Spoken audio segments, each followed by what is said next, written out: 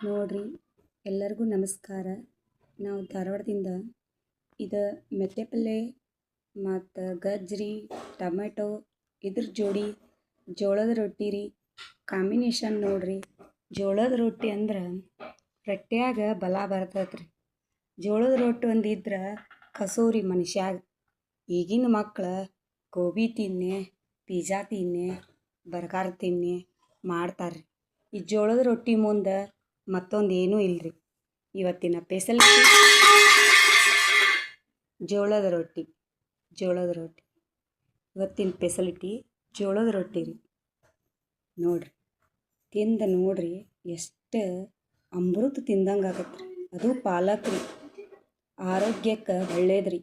Haemoglobin ಜಾಸ್ತಿ ಮಾಡತ್ತೆ ರೀ ಪಾಲಕ್ ರೀ, ಭಾಳ ಬೆಸ್ಟ್ ರೀ. ಗಜ್ರಿ ಕಣ್ಣು ತೀಕ್ಷ್ಣ ಮಾಡ್ತದೆ ರೀ. ಟೊಮೊಟೊ ರೀ ಸಿ ವಿಟಮಿನ್ ಅನ್ನು ಕೊಡುತ್ತೆ ರೀ. ನಮಸ್ಕಾರ ರೀ.